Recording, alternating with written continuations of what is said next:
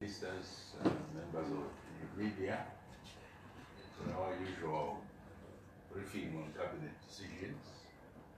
Without much ado, let me invite Honorable Minister Mutsvangwa to take us through the decisions of cabinet. Welcome to this week's post-cabinet media session where the Minister of Information. Thank you, Chief Secretary, and once again, welcome to all of you who have come for this press conference after our cabinet. With me, I have the Minister of Local Government, Honorable July Moyo, and also the Minister of Transport and Infrastructure, Honorable Matiza, just to come to you to tell you exactly what Cabinet has been deliberating on this today. So, the Cabinet deliberated on principles of the provincial councils and administration. We are aware of the provincial councils which needs to be operationalized. So there will be a bill on that one. Cabinet approved the principles of the Provincial Council and Administration Amendment Bill, which was presented by the Minister of Local Government, Public Works and National Housing. The amendments have been prompted by the need to align the current Provincial Councils and Administration Act, Chapter 2911, with the provisions of the new Constitution of Zimbabwe, Amendment number 20, which advocate for the devolution of power to provincial and metropolitan councils. We also had a report, Cabinet also had a report on the West Nicholson bus disaster. Cabinet received a report from the Minister of Local Government, Public Works and National Housing on that fatal Brooklyn bus accident which occurred at West Nicholson along Banda by Bridge Road and claimed 33 lives. While investigations to establish the actual cause of the accident continue, Cabinet nonetheless expressed grave concern over the increasing road carnages on the country's major highways and conveyed its condolences to bereaved families and wished a speedy recovery to the injured. Cabinet directed the ministries that constitute the Civil Protection Unit to urgently revamp the country's disaster response mechanisms so as to ensure swift assistance to victims.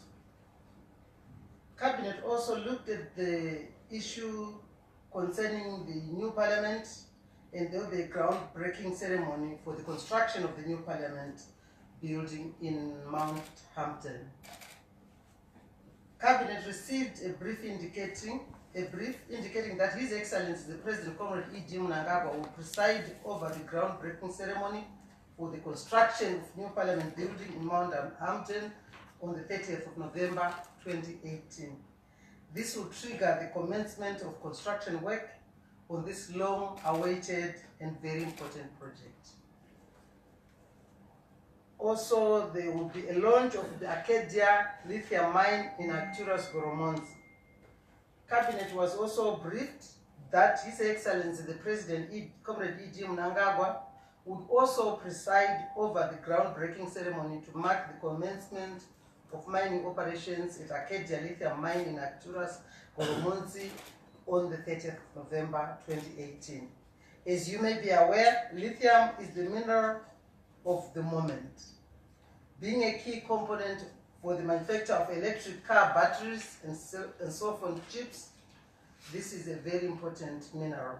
As such, the exploitation of such a mineral will create a basis for the development of high-end technology industries in Zimbabwe, which are often referred to as industries of the future. Cabinet also looked at priority projects approved by Cabinet for immediate implementation. Cabinet approved the following priority projects from ministries for immediate implementation under the 100-day program.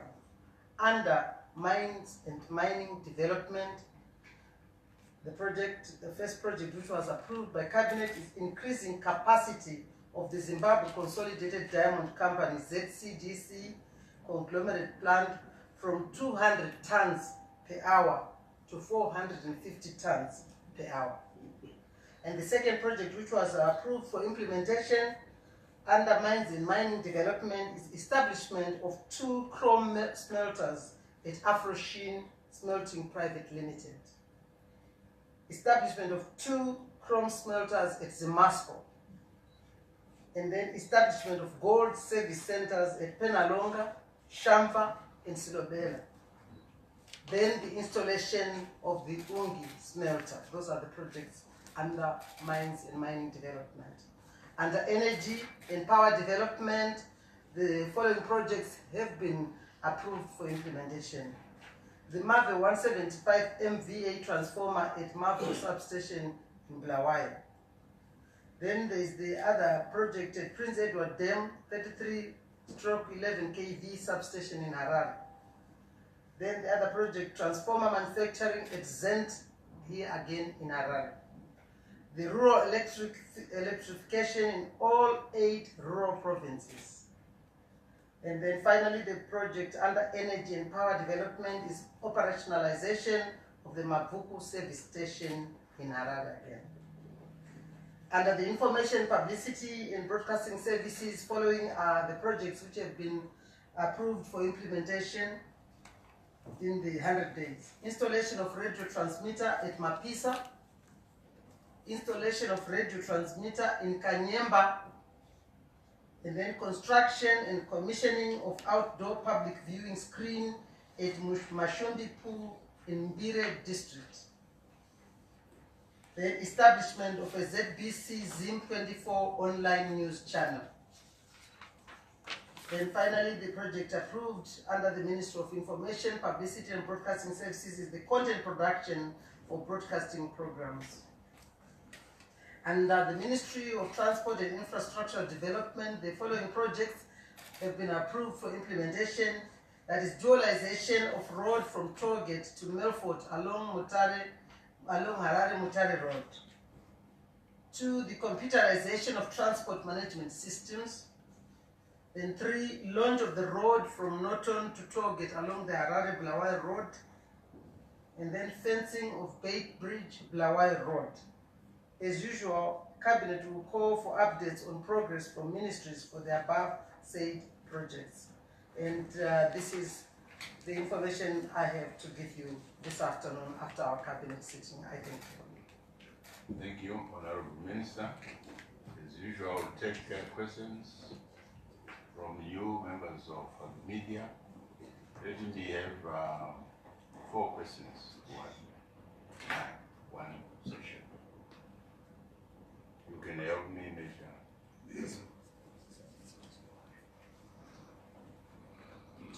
Yes. You say your media house. Right, thank you. My name is Takuchi Mbaku from Zimpapers TV. You mentioned the groundbreaking of the lithium mine. I just wanted to find out what is government doing to ensure that there will also be value addition to avoid situations where we've been having to export the minerals in their raw format to the different manufacturers. Is there any effort to put some value addition into the product?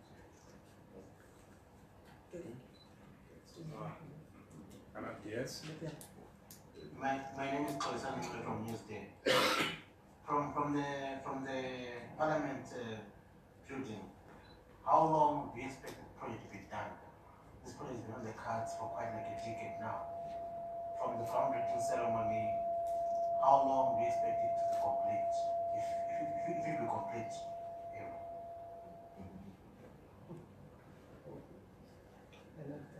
Another question. Yes.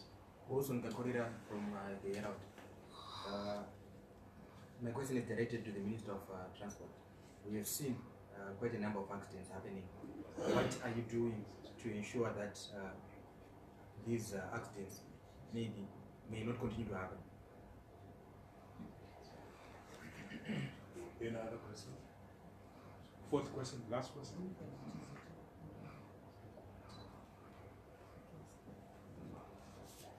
We have 3 questions. We have That's 3 okay. questions on our minister. So we start with, thank you, Chief Secretary.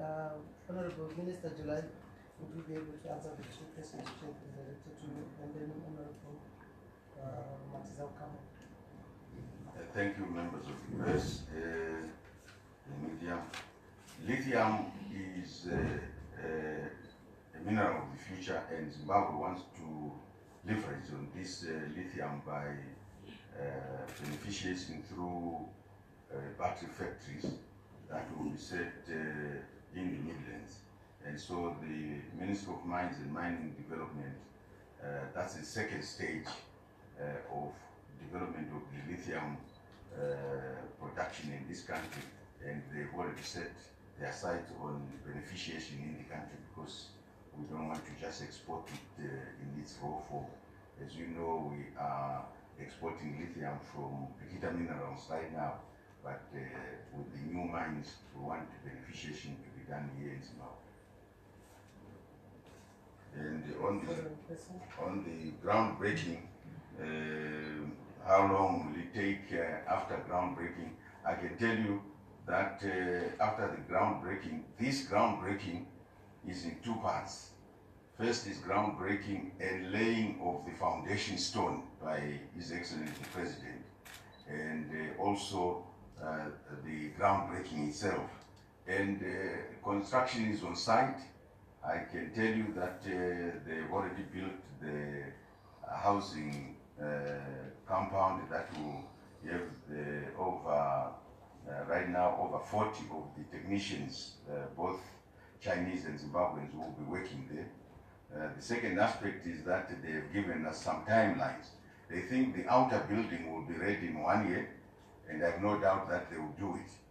And the total completion, which means all laying of the infrastructure in and commissioning this from the date they started, which is end of September. They've given us 2.5 years.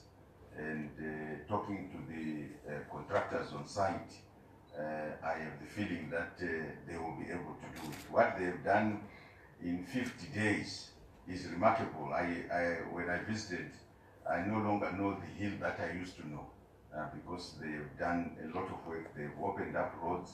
We have put infrastructure to lead to the construction side. We have put roads, we have put water, reticulation, we have put electricity. So government has not been just been waiting. We have been putting enabling work so that the contractor, once he starts, they concentrate on the construction of the actual building. So this groundbreaking is premised on the fact that the work has already started.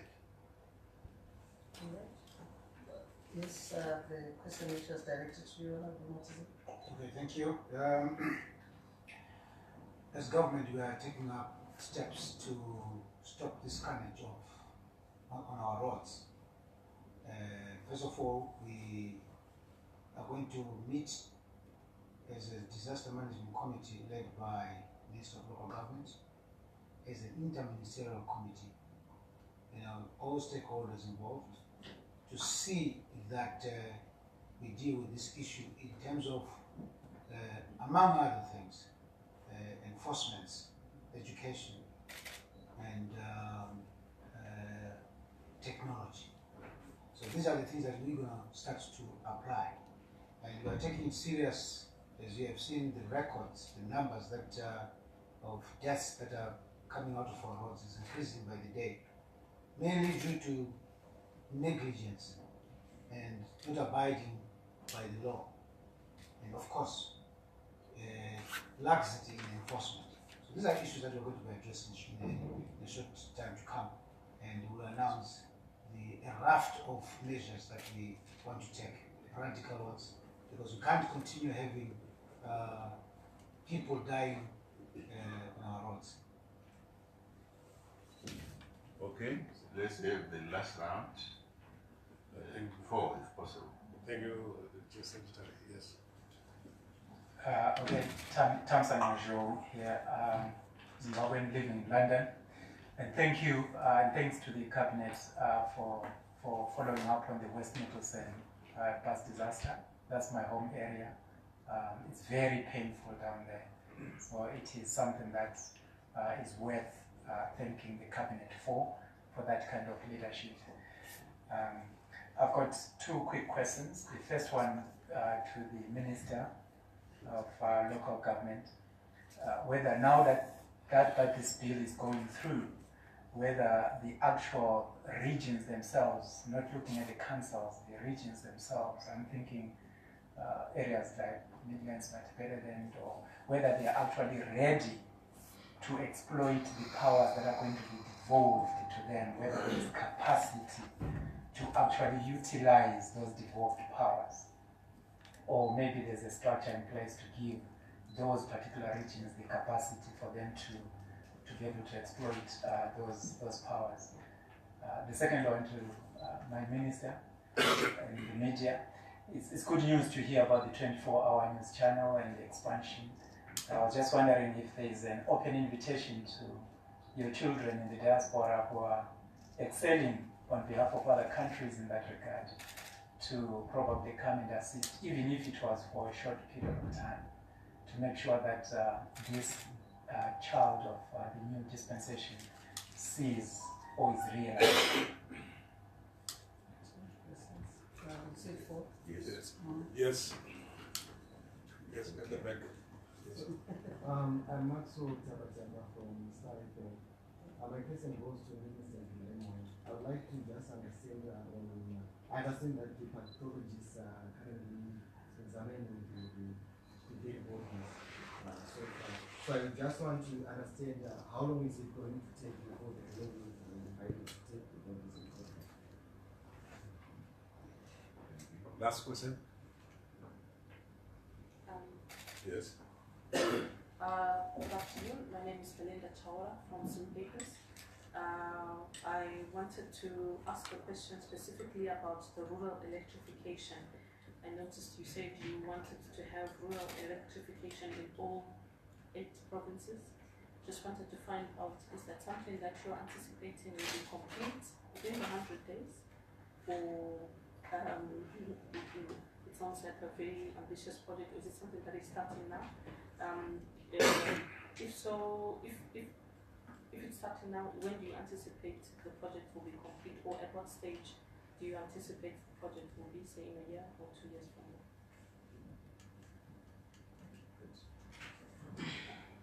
I'll start off with taking the one from Mutsvangwa. Thank you very much for the lovely comments for this new initiative in the Second Republic of making sure that we always go back to the people.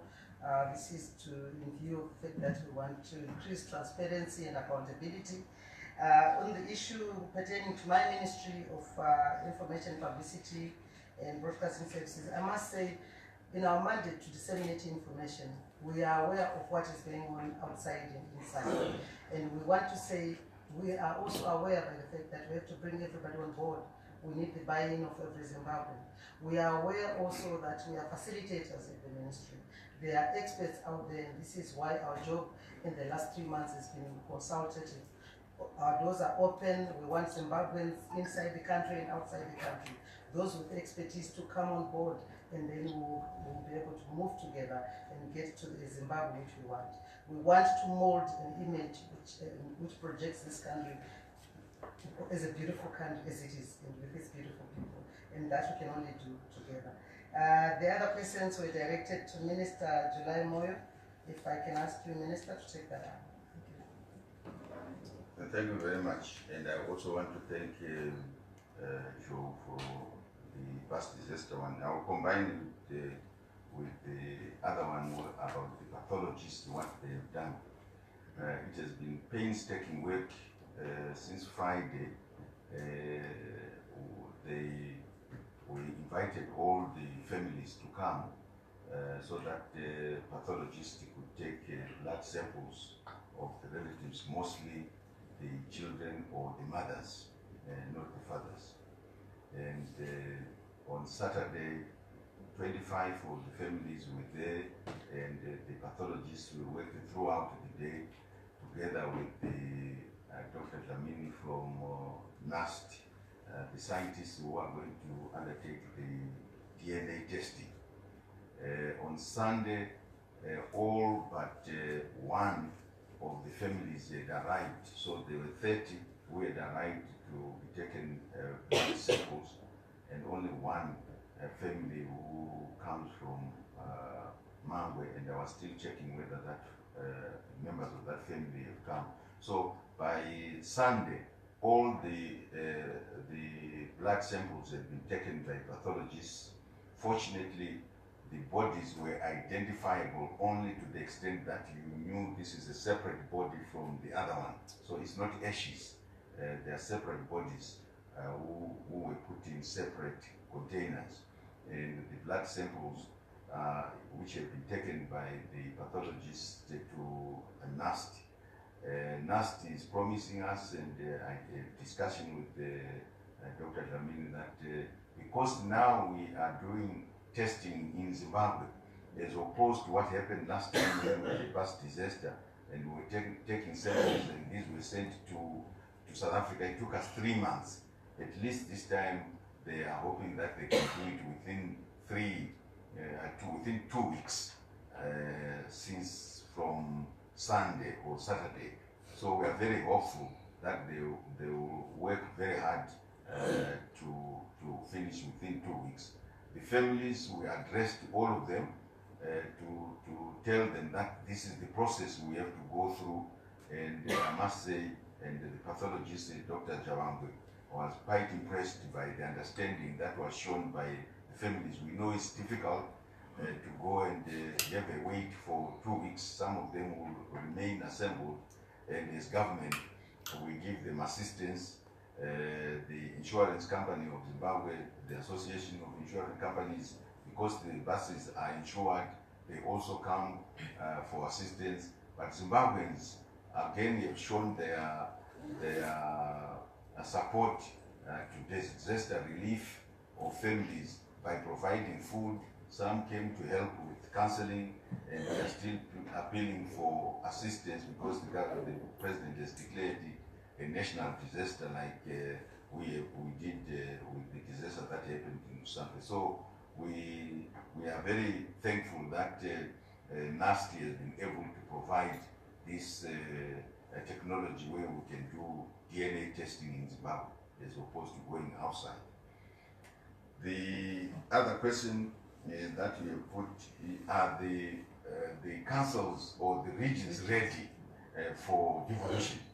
Yes. You know, the process of the constitution making, which culminated in amendment number 20, was widely canvassed. This question of devolution was widely canvassed. And we have had elections where we have councillors who are elected, the mayors who are elected, and the chairpersons of rural district councils. They are all elected, and they are members of that council. In addition, for the rural ones, we have 10 who were elected on a proportional representation system. And I've just finished a round where we have inducted all the 1,958 local authorities, but we included all the 10 from the 8 rural provinces. They were also part and parcel of the training that took place, so that we could tell them that even before we enact this piece of legislation, but the provisions of the constitution are sufficient for them to start preparing about what they want to do, this question of GDP. But they are not alone. The councillors are not alone. We have a structure of decentralization, which is decongestion, where all the ministries, most of the ministries have people, technical people who are on the ground, economists, engineers, administrators, social workers who are in each province at a very senior level. And these are the ones who are mobilized by the ministers of state to make sure that they do the base analysis of what will be needed to come up with, for instance, a regional GDP or a local authority GDP. So the training must continue, but the preparations are going on. The last question is on rural electrification in the regions, in the 8 rural. I think let's read it to say the ministry has started rural electrification in all the 8 provincial provinces of Zimbabwe, but the number of projects in each of those provinces is what they will be able to accomplish within the 100 days. So they will operate in all the 8 provinces, but the projects in each province might be 2, 3, so they will be able to accomplish that within the 100 days. Any other person who might have been left out? Or are you call it a day? I think they've reached a point of saturation. Okay, thank you very much for coming. Honorable Minister, thank you very much. Just to say thank you very much for coming. And thank you, Honorable Minister.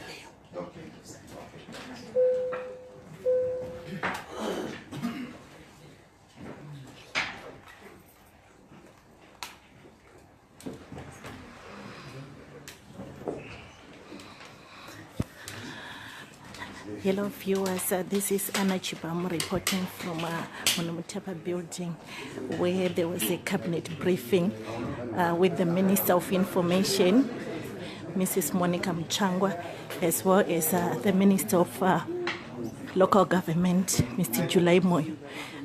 From the issues discussed, we had the issues of accidents which are killing many people here in Zimbabwe during the past 2 weeks, and the Minister of Transport said he's working hard on it to make sure that the roads, the policies of transport are changed in the country, as well as that to make sure that the roads are constructed in a way that will make people easily move around throughout the country. We also had the issue of devolution, and the minister said all the rural councils, the councillors, the provincial councillors were elected, and the government has passed a motion, the cabinet has passed a motion to make sure that the devolution process goes through as planned by the government as soon as possible. So for more and other on the stories, on the issues that have been discussed, you can go to our Facebook page or our website, that is www.newzimbabwe.com. Thank you for watching. This is Anna Chibam, newzimbabwe.com. Bye.